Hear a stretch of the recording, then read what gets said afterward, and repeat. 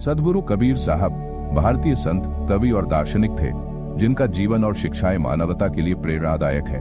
कबीर साहब ने समाज में फैली रूढ़ियों, अंधविश्वासों और धार्मिक पाखंडों का विरोध किया और लोगों को भक्ति, सत्य और प्रेम के मार्ग पर चलने की प्रेरणा दी।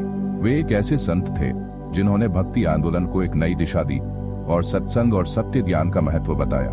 एक कबीर साहब का जीवन परिचय। जन्म। कबीर साहब का जन्म 1398 ये कुछ मतों के अनुसार 1440 में काशी वर्तमान वाराणसी में हुआ था। उनके जन्म को लेकर अलग अलग कथाएं हैं। कबीर पंथ के अनुयायियों के अनुसार वे एक कमल के फूल पर प्रकट हुए थे और नीरू नीमा नामक जुलाहे दंपति ने उन्हें पाला। मूल कार्य। कबीर साहब पेशे से जुलाहे थे। कपड़े बुनने के दौरान वे अपने आध्यात्मिक चिंतन और ज्ञान का अभ्यास करते थे। गुरु। उन्होंने संत रामानंद को अपना गुरु माना। रामानंद जी ने उन्हें राम नाम का मंत्र दिया, लेकिन कबीर का राम किसी मूर्त रूप का नहीं, बल्कि एक निराकार और सार्वभौमिक सत्य का प्रतीक था। 2. कबीर साहब की शिक्षाएं। कबीर साहब ने अपनी रचनाओं और विचारों के माध्यम से समाज को सत्य का मार्ग दिखाया। उनकी शिक्षाएं आज भी प्रासंगिक है। धर्मनिरपेक्षता। कबीर ने हिंदू और मुसलमान दोनों धर्मों के पाखंडों और अंधविश्वासों की आलोचना की।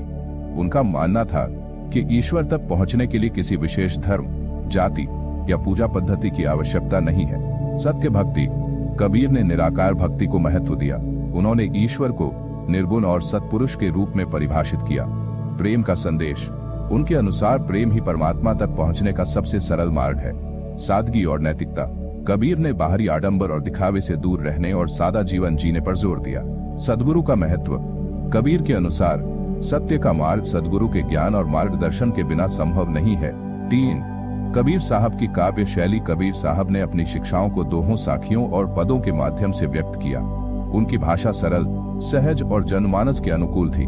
भाषा।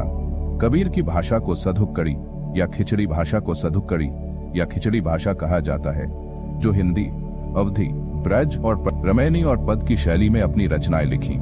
उनकी कृतियों में व्यंग्य, उपदेश और आध्यात्मिक ज्ञान का गहरा समावेश है। मुख्य ग्रंथ। कबीर की रचनाएं बीजक नामक ग्रंथ में संकलित है। उनके दोहे और पद भक्तिकाल के प्रमुख साहित्यिक धरोहर हैं। 4. कबीर साहब का दर्शन। निर्गुण भक्ति। कबीर ने निर्गुण भक्ति को अपनाया, जिसमें ईश्वर को निराकार, असीम और सर्वव्यापी माना गया। अहंकार और पाखंड का विरोध। कबीर ने जाति, वर्ग और धर्म के आधार पर होने वाले भेदभाव और धार्मिक पाखंड का कड़ा विरोध किया। एकता का संदेश। उन्होंने हिंदू और मुसलमानों को एकजुट रहने और परस्पर प्रेम और सहयोग करने की शिक्षा दी। 5. प्रसिद्ध दोहे और शिक्षाएं। कबीर के दोहे सरल और गूढ़ अर्थों से भरे हैं। कुछ प्रसिद्ध दोहे। 1. कबीर सोई पीर है, जो जाने पर पीर, जो पर पीर न जानी सो काफिर बेपीर। सच्चा संत वही है जो दूसरों के दुख को समझे, जो ऐसा नहीं करता वह सच्चा संत नहीं है। 2. पोथी पढ़ जग मुआ, पंडित भया न कोय, ढाई आखर प्रेम का, पढ़े सो पंडित होए।